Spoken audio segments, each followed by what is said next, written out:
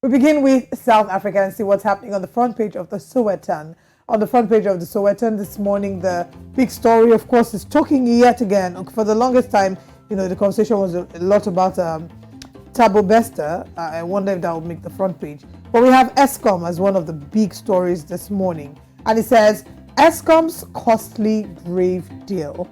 Descendants of 79 people whose graves were accidentally dug up during the building of a transmission substation 5 years ago get 3.5 million rand for a cleansing ceremony, monument, and reburial of the remains. Oh my goodness, did they not get like a surveyor or something to check? How do you mistakenly dig up whilst trying to plant a transmission substation? You mistakenly dig up the graves of people. Yeah, they probably didn't get a... Oh wow, that's wild. Anyway, moving away from there, Stockwell's Get On TV show, City on must-win mission at Orlando back page, Nathaniel Lee, what it'll take to clean up Josie. And is a wanted man here who has his eyes to the side looking at 2 o'clock. His great former Steinhoff CEO, Marcos Joste, is a wanted man in Germany after he failed to appear in court yesterday in relation to his accounting fraud case. See page 3 for further details. That's all that we can take on the Sowetan. Let's head to Uganda. All right, on the Daily Monitor this morning, over 300 Ugandans caught up in Sudan. It says here, melting pot, fighting in the capital Khartoum continues despite a 24-hour ceasefire announced last evening as the Ugandan government seeks to evacuate many of its citizens who are living in dire conditions in hotels since last weekend. You can find more on pages 4 and 5. And if you have relatives in in Sudan, it might be a good time to reach out to them and confirm, just to be sure that they're okay. Firepower, Museveni commissions helicopter overhauled in Uganda.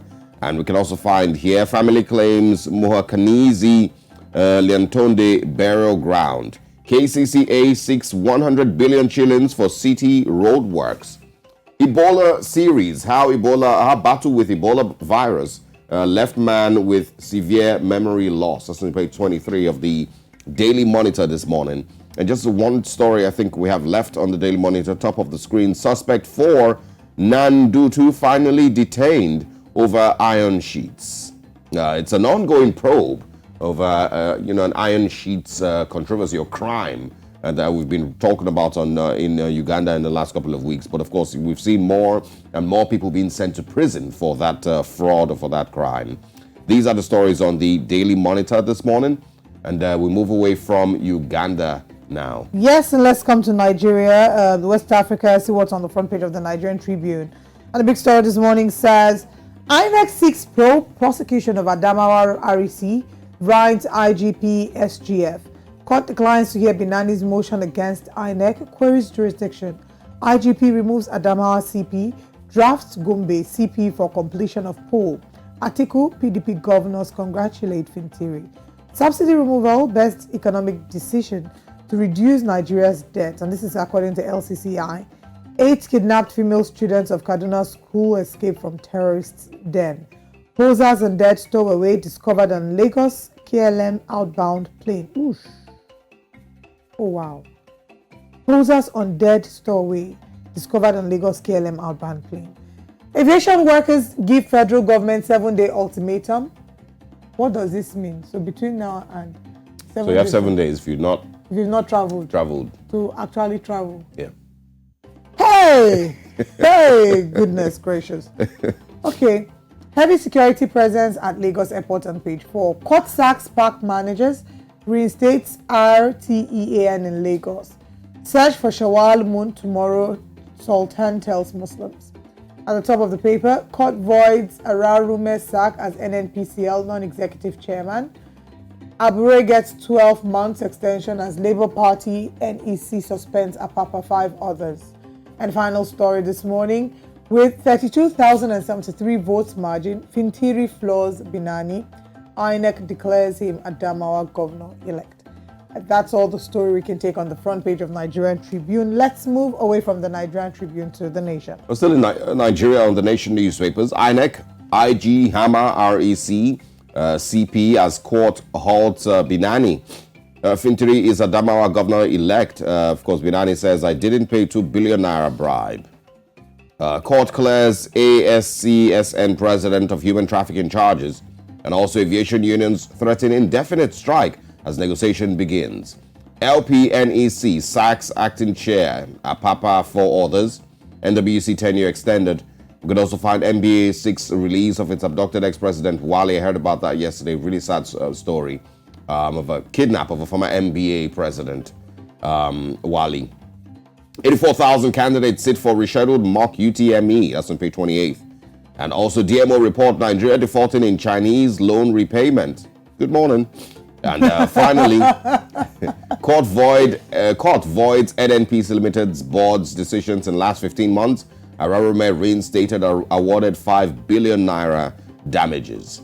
Of course, I think the big story in Nigeria for today has to be the Adamawa state, elections and the rerun, that eventually has, seen the PDP candidate Fintiri being declared winner of the elections, and the APC candidate, of course, being, losing the elections, after all the drama that ensued, and I think one of the things we're going to be talking about it sometime on the show this morning, what we expect to happen, and of course the calls for arrest or the calls for punitive measures, will they be taken seriously? The Punch newspapers here in Nigeria to share with you what we can find.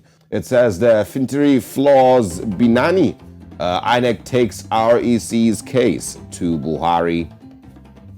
And once again, like I said earlier, that this is another chance and another opportunity for Nigerian government to put its foot down and punish, or at least punish people who have tried to disrupt the electoral process in Adamawa State. It's another example, another chance to let the Nigerian people know what they think. And you don't have to report to the president. This is not a secondary school, that you're going to report to the principal so that, somebody will be sent, be suspended or something.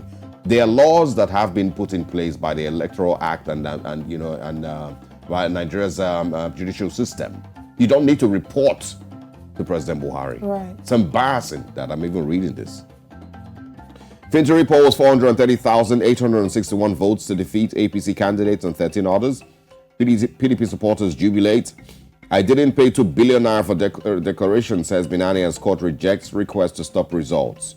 Also, striking workers begin airport shutdown next week. We can also find their National Assembly leadership APC working committee awaits Tinubu Adamu's meeting. Things fall apart in Warri. I'm not sure what that is about. Also on page 3. Husband tackles Lagos hospital as wife dies after childbirth. Sad story. NCAA probes Lagos Amsterdam flight stowaway uncovered in Schiphol. Or Schiphol, I think. I'm not sure how that was pronounced. Those are the stories on the Punch newspapers this morning. Let's move to the Daily Trust. Did you skip the story at the top? Striking workers begin airport shutdown. No, I did. I took that already. You took it, okay. Yeah. I probably didn't hear because I've just looked through the story and I've seen that they are complaining that the conditions, a lot of conditions that they've agreed to have not yet been implemented. Nothing has been done to ensure that conditions of service were implemented in the last 8 years. And I wonder if Hadi Sirika is hearing what they're saying and what can be done, because they are threatening to go on another 7-day warning strike next week if nothing is done. And you can't imagine how much this will cripple activities. It will cause a lot of damage. I'm hoping they're listening. They're listening to the cries and the pleas of these people before it gets to a place where a lot of damage has been done. Let's move away to Daily Trust in Nigeria. On the front page of the Daily Trust newspaper, Fintiri wins Adamawa governorship election. We are all winners, according to the governor. He says, then INEC seeks prosecution of the REC. Binani denies bribing electoral officer 2 billion naira. All of the stories are coming to the fore. Look for Shawwal moon tomorrow, Sultan urges Muslims. POS operator arrested for spending 280 mistakenly sent to his account. Wait. What is this story? So, I'm sitting down in my own house quietly. Yeah. 280 million naira that is not mine enters my account. And the next thing I do is evaporate the money, go on a spending spree, and then say that, I don't, what excuse, what explanation? You had prayed for a miracle. Wow. I mean, don't you believe in prayer? Okay, it is well. Anyway, Buhari meets emirs, clerics in Saudi Arabia. And that is all the story that we have this morning on the Daily Trust. Let's head over to Kenya. If you truly believe in prayer and you had said your prayers fervently and fasted and, sat on the mountain happen, right? and pray, and then you receive 280 million naira alert, it could just be God bless, answering your prayers. I joined my faith with this POS operator and decreed that 280 million naira would drop in my account. Exactly. All right, in Kenya this morning, the Star newspapers, it says, U-turn by MPs spares big fish with graft cases. To hold office until DPP decides they could tamper with evidence and witnesses. That's on page 6. Azimio rejects talks, threatens to ditch dialogue. And of course, that's back with Raila Odinga again. 28 counties are warned to watch out for flooding. And also lawmakers probe Ruto's 15 billion shillings fertilizer subsidy.